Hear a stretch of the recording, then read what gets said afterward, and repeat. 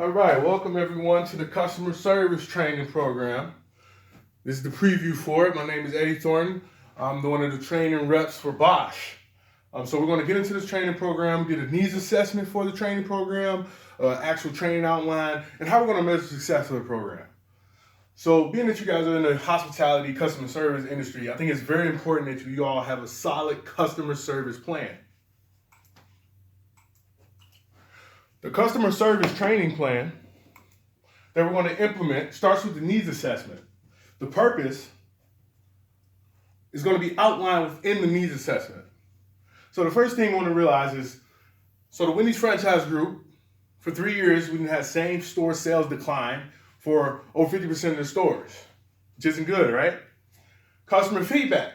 The number one issue is customer service. But the problem is, what is customer service? That depends on who you ask. Some people may think it's being able to smile. Some people may think it's being able to make eye contact. Some people think it doesn't matter if I get eye contact or smile, as long as I get my food on time. It could be a multitude of things. So as an organization, we need to educate, define, and implement customer service expectations for Wendy's. So here's some stats and figures that'll go along with the purpose of the needs assessment. $80 billion. That's the amount of money businesses lose per year due to customer service issues. It's a lot of money.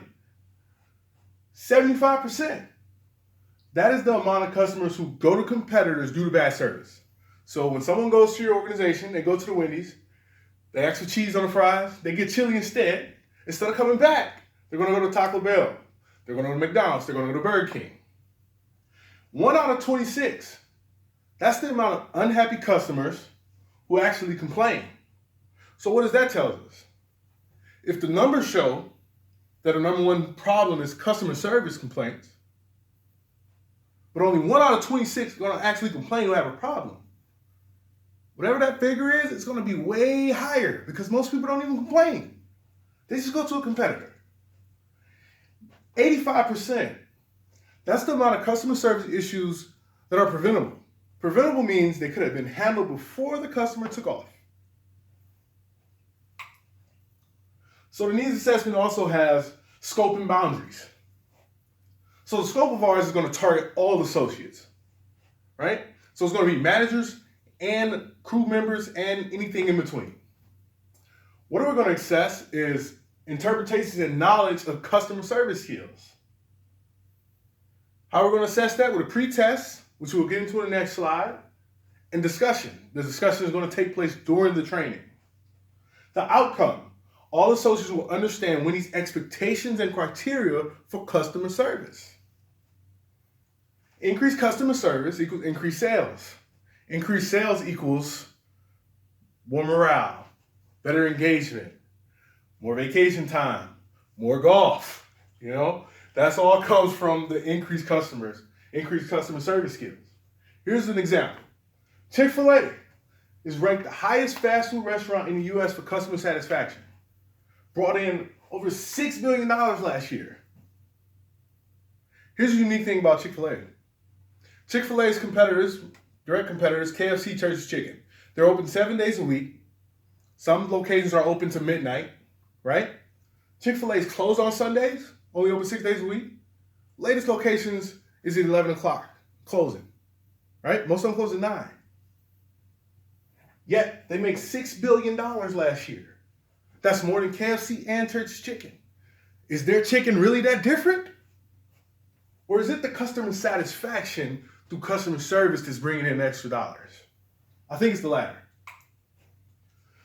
So, scope and boundaries. So what are some known boundaries and constraints that we're going to have during this process?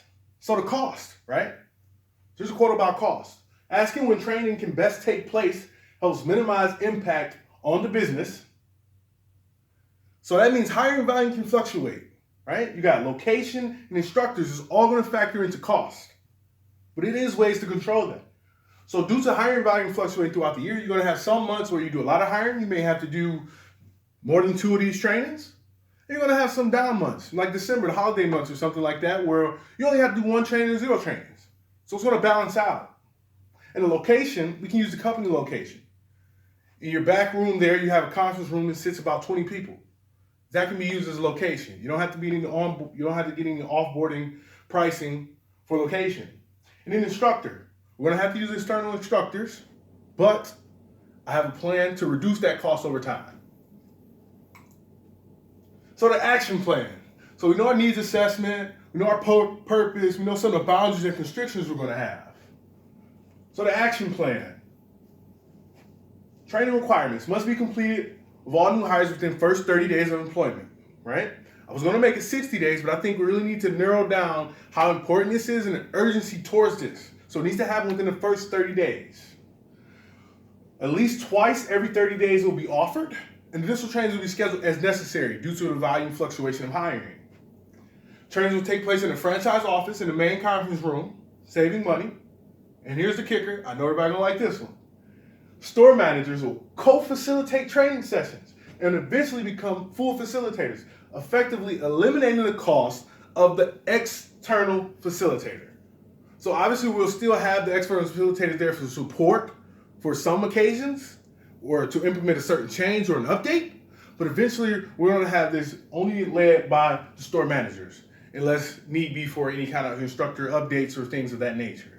So that's gonna save costs on that. And it's gonna provide development opportunities for those store managers. So we have our purpose, we have our scope, we have our boundaries that may occur, and an action plan. So next, let's create the actual action plan. The first step is the pre-test. So the pre-test, we just see your handout. I provided everyone a handout for a pre-test. So the pre-test is gonna be given during the associate's first day during orientation. The associate won't know what this is for. It will just appear as a general, we want some information about something. They will not be aware that it's going to be used possibly in a training program down the road. It will be anonymous, so even if it's used, no one will know who said it but that person. It's going to measure how associates think about customer service and how they think they impact customer service. So we'll have a baseline to measure as we go through the training. So the training plan is going to have some logistics over it. The training subject, customer service skills. Location, company office, which is conveniently located 10 miles within all store locations. The training time is going to be from 9 a.m. to 1 p.m. And the training type is going to be instructor-led, co-facilitated with the store manager. Now, this is going to be instructor-led because of the nature of the content. The content is customer service. It's going to take place in a face-to-face interaction, in a face-to-face atmosphere. So we want to deliver the training in that atmosphere. Right? We don't want to sit them down in front of the computer for 3 hours. Here, this is customer service with people, and then put them out there in front of people. Right? You want to go ahead, put them in front of people to begin with, and be comfortable with those face-to-face interactions. Here's an agenda. So 9 a.m., introduction and icebreaker. Brief introduction and name of favorite food or favorite restaurant. I doubt any, may have some people say Wendy's, right? Frosties, double cheese, right? Okay? Defining customer service. Polite, pride, urgency is proactive. Those are going to be the core things that we're going to implement to define customer service at this Wendy's. Customer testimonial. So we're going to discuss customer comment handout, which you have, and the pre-test doc, which you have. We're going to discuss those things. The customer comment handout is going to be actual comments from customers. A lot of times management sees these, but the actual associates don't see these. So we want to let them know, share with them what actually is being said. Group activity, personal stories. The group will share stories of resolving customer issues. So everyone has customer issues. So we want to share some stories of how it was resolved or how they resolved one or vice versa. And then we're going to do a break. I know everybody in here, been in here for a little while. You probably want a break, but just bear with me. It will be snacks after. Barriers. Some barriers of customer service. So we're going to discuss what prevents customer service, right? It's usually obstacles come at you, unknown things, someone calls off or things like that. How do you prevent those obstacles from affecting customer service? And then a group activity for role play. So we're going to use a role play handout. You have a role play handout. We're going to use a partner. We're going to play the role of the customer and the associate in the given scenarios on the handout. And we're going to discuss what happens there. And then we're going to discuss how better customer service impacts your success directly. So as an associate, we want to outline and define to them how what they do on a day-to-day basis will impact customer service and how that in turn impacts their direct individual development and their career. And it's a handout explaining that as well. And then we're going to do a break and then a customer service agreement. So the customer service agreement, you have a handout for that, will add a sense of accomplishment, right? It's going to put a signature on it. I did something. And then it's also going to be delivered to franchise owners, to the franchise owners. So the two franchisee owners are going to actually get this from each associate. It's going to be delivered to them. And that's going to add a sense of importance to the whole idea. And the associate's going to know this is going to go to them. And then we're going to finish up with a restaurant visit. So the participants and the facilitator will go to a restaurant, visit the restaurant, and they're going to identify some customer service positives and negatives. They're going to hear, they're going to listen, they're going to watch, and be able to have that discussion. And then we're going to end up with some final thoughts. And I was thinking some thank you gift cards for $10, right? We want to reward the associate. This is going to be a big commitment, so it's something new. So let's make sure we incentivize it as well at the end with something, just as appreciation. And here's a little bit more detail about the agenda. So defining customer service. Being polite is the base of every interaction that we have in that customer service facility, especially in a restaurant. When you pull up to the drive-thru, the first thing you're going to do is hear somebody. And when you come in a restaurant, the first thing you're going to do is see somebody. So being polite is going to be a very key base to customer service. And then pride and urgency. Pride and urgency are attributes that are going to help improve timing of all services.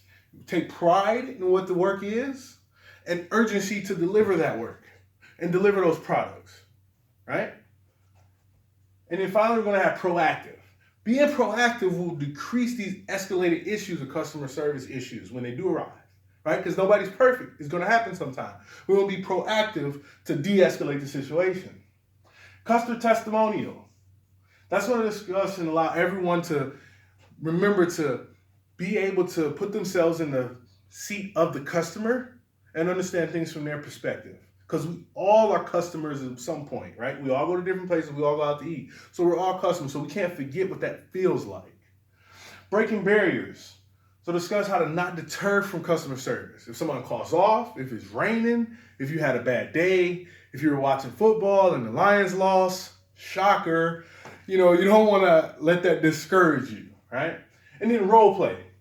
Here's the thing about the role play scenario and the role play handout. So if you look at the handout, if you notice I have it ranked as far as the anger level I want displayed from the customer. I have it ranked 1, 2, 3. The first two scenarios are ranked as a 1, being don't be very angry. And the last one is ranked as a 3, which is being I want you to be angry. My hypothesis is that the customer, the angry customer, is going to get a better result and a quicker result from the associate by displaying more anger, which is a problem. We don't want to have to be cursed out or get yelled at or have a complaint to be proactive and resolve an issue. If someone says, my sandwich messed up, but it's all right, just make another one, I'm cool, right? We may hear something like that. And then you're going to make the sandwich, you make it over and you give it to them, and then they drive off. Let's be proactive with that situation. Did they cuss us out? No. But did we mess up? Yes. So let's upsize their meal for free. Let's give them a free coupon, right? Let's go beyond. Let's not wait. Let's be proactive and ensure that they tell people about their positive experience. The customer service impact handout. So here's a quote. To build commitment to change, there must be a clear and compelling need to change that is well articulated by employees, which means employees must see their contribution and the implementation of their change in order for them to buy into it. So this is going to show them that. So the service impact handout is going to be given to management, upper management, the ownership. So this is going to show that, hey, this is being advocated by the owners and the senior leadership of the organization. The customer impact is going to show how what they do directly leads to increased sales, which increase opportunities, which leads to